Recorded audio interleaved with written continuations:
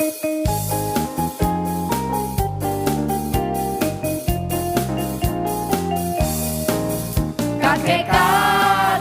nenek-nenek, tante-tante, om-om, pemudanya, pemudinya, dan semua anak-anak Tuhan.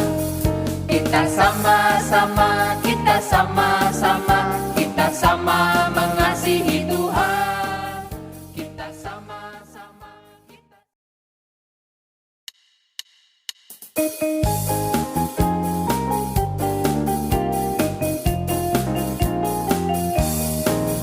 Kakek-kakek, nenek-nenek, tante-tante, om-om, pemudanya, pemudinya, dan semua anak-anak Tuhan. Kita sama-sama, kita sama-sama, kita sama mengasihi Tuhan. Kita sama-sama, kita sama-sama, kita sama melayani Tuhan. Kakek-kakek, nenek-nenek, tante-tante, om-om, pemudanya, pemudinya, dan semua anak-anak Tuhan. Kita sama-sama, kita sama-sama, kita sama mengasihi Tuhan. Kita sama-sama, kita sama-sama, kita sama melayani Tuhan. Kakek-kakek, nenek-nenek, tante-tante, om-om, pemudanya, pemudinya, dan semua anak-anak Tuhan. Kita sama-sama, kita sama-sama, kita sama mengasihi Tuhan. Kita sama-sama, kita sama-sama, kita sama melayani Tuhan.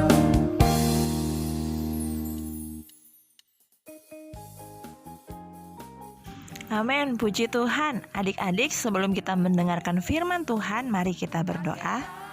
Tuhan Yesus, terima kasih Tuhan untuk hari ini masih ada kesempatan bagi kami untuk mendengarkan firman-Mu. Berkati setiap kami Tuhan di dalam mendengar, sehingga firman Tuhan bisa menjadi sukacita, bisa menjadi kegirangan bagi kami. Tuhan Yesus, kami cinta padamu. Amin. Adik-adik, minggu ini kita akan mendengar firman Tuhan tentang aku melakukan dengan sungguh-sungguh.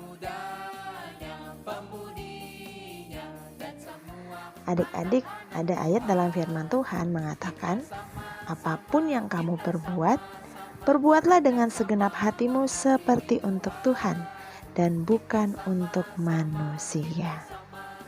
Nah, adik-adik, di Alkitab ada cerita mengenai seorang yang melayani dengan sungguh-sungguh. Siapakah dia? Yuk, dengar ceritanya. Keteplak, keteplak, keteplak. Ada apa ini? Mengapa begitu terburu-buru? Adik-adik, perempuan yang duduk di atas keledai ini tidak menoleh ke kanan atau ke kiri. Bujangnya yang menuntun keledainya juga terus berlari dengan terburu-buru. Ia tidak boleh berhenti. Keteplak, keteplak, keteplak. Akan kemanakah mereka, adik-adik? Sepertinya mereka menuju Gunung Karmel. Bukankah di sana ada Elisa, seorang hamba Tuhan?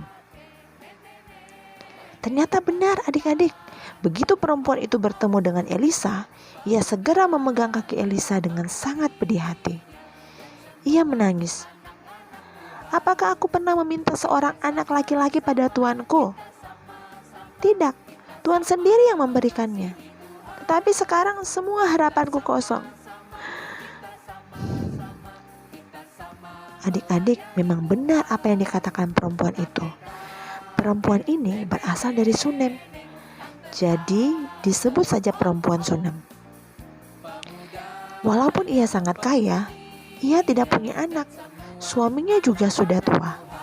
Tetapi keluarga ini adalah keluarga yang baik hati. Setiap kali Elisa berkunjung ke Sunam, mereka selalu mengundang Elisa untuk datang dan makan bersama mereka. Mereka melayani Elisa dengan sungguh-sungguh. Adik-adik, suatu hari mereka bahkan membangun sebuah kamar di loteng untuk Elisa. Mereka membuat kamar itu dengan sungguh-sungguh, tidak asal jadi, sehingga kamar itu sangat nyaman untuk Elisa. Dan kalau Elisa datang, mereka menyambut Elisa dengan sangat baik. Adik-adik, karena kebaikan mereka, maka Elisa menyuruh Gehasi bertanya kepada perempuan itu, "Apa yang kau ingini? Apakah kau ingin aku menyampaikan sesuatu tentang engkau kepada raja atau kepada kepala pasukan?" Adik-adik, jawab perempuan itu, "Tidak." Maka Elisa bertanya kepada Gehasi hambanya, "Apa yang bisa kita lakukan bagi keluarga yang baik ini?" Adik-adik, Gehasi menjawab, ia tidak punya anak dan suaminya juga sudah tua. Maka Elisa memanggil lagi perempuan itu. Elisa mendoakan perempuan itu dan berkata, "Pada waktu seperti ini juga, tahun depan, engkau akan mengandung seorang anak laki-laki." Perempuan itu langsung berkata, "Janganlah tuanku, ya hamba Tuhan, janganlah berdusta kepada hambamu ini." Maka mengandunglah perempuan itu adik-adik, lalu melahirkan seorang anak laki-laki pada waktu seperti itu juga. Pada tahun berikutnya, seperti yang dikatakan Elisa kepadanya. Alangkah bahagianya keluarga itu adik-adik. Mereka melayani hamba Tuhan dengan sungguh-sungguh dan Tuhan memberi mereka seorang anak. Adik-adik, setelah anak itu menjadi besar, pada suatu hari pergilah ia ke ladang. Ia ingin bertemu dengan ayahnya yang sedang bekerja mengawasi penyabit-penyabit gandum di ladang. Tiba-tiba menjeritlah ia kepada ayahnya, "Aduh, kepalaku, kepalaku." Ayahnya sangat kaget dan bingung, lalu berteriak kepada pembantunya, "Angkatlah anak itu dan bawa kepada ibunya."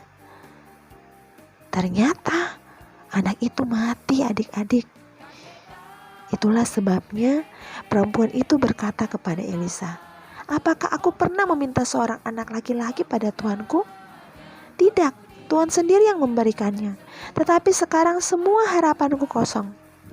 Tetapi apakah ia memberitahu Elisa bahwa anaknya mati?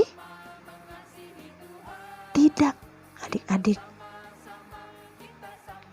Nah, sebelum berangkat untuk menemui Elisa, ia menaruh anaknya di kamar Elisa.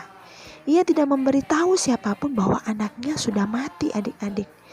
Dan sekarang ia tidak memberitahu Elisa bahwa anaknya mati. Elisa mengira anak itu sakit. Maka Elisa menyuruh Gehasi pembantunya segera pergi untuk melihat anak itu dan menaruh tongkatnya di atas anak itu. Adik-adik, tetapi perempuan Sunem itu berkata, "Demi Tuhan yang hidup dan demi hidupmu sendiri, sesungguhnya aku tidak akan meninggalkan engkau." Ia tidak mau pergi kalau Elisa tidak pergi ke rumahnya dan melihat sendiri anaknya. Maka adik-adik, Elisa pun berjalan mengikuti perempuan itu. Gehasi telah berjalan mendahului mereka dan telah menaruh tongkat di atas anak itu. Tetapi tidak ada suara dan tidak ada tanda hidup.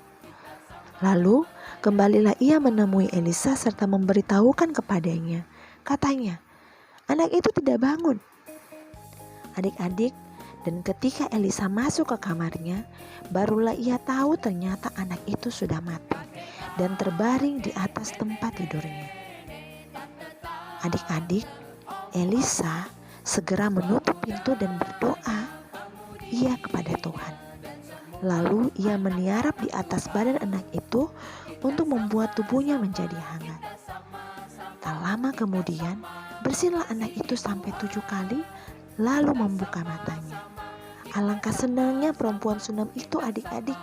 Ia segera berlutut dan bersyukur kepada Tuhan. Adik-adik, Perempuan ini percaya penuh kepada Tuhan. Ia percaya bahwa Tuhan pasti bisa membuat anaknya hidup lagi. Karena itu, ia tidak memberitahu siapa-siapa bahwa anaknya mati. Perempuan ini juga telah melayani Elisa, hamba Tuhan itu, dengan sungguh-sungguh, bukan untuk manusia tetapi ia melakukannya untuk Tuhan. Adik-adik, maukah kamu belajar melayani dengan sungguh-sungguh? Bukan untuk manusia, tetapi untuk Tuhan? Kamu semua, kakak, bisa melayani dengan sungguh-sungguh. Mulailah dari perbuatan-perbuatan yang gampang. Nah, seperti ketika kakak gembala meminta kamu untuk berdoa, untuk menanyakan kabar temanmu, kamu harus melakukannya dengan sungguh-sungguh. Kemudian ketika papa dan mamamu atau kakakmu meminta pertolongan kepadamu, kamu juga harus melakukannya dengan sungguh-sungguh. Lalu apalagi ya adik-adik?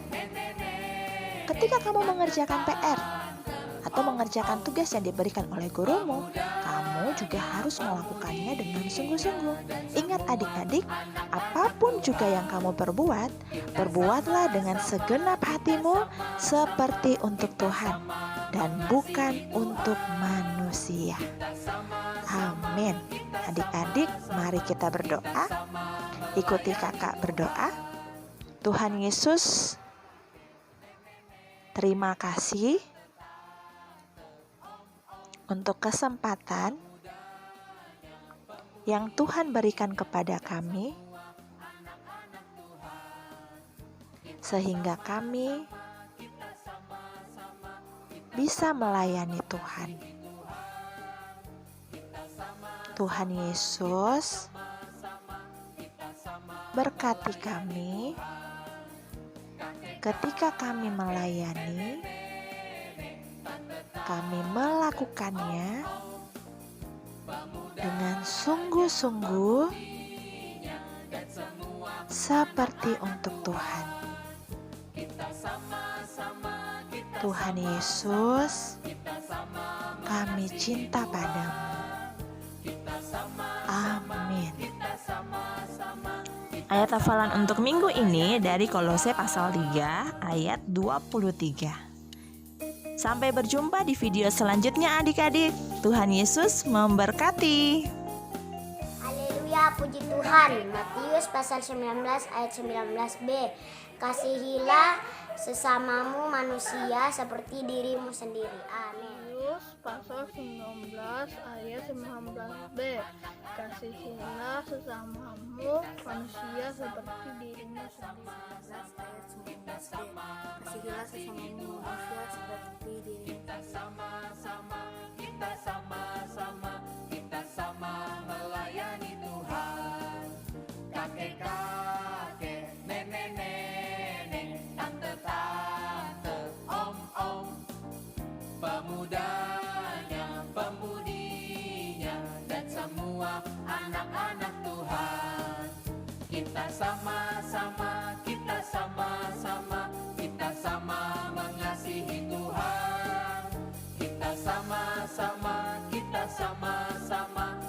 sama melayani Tuhan.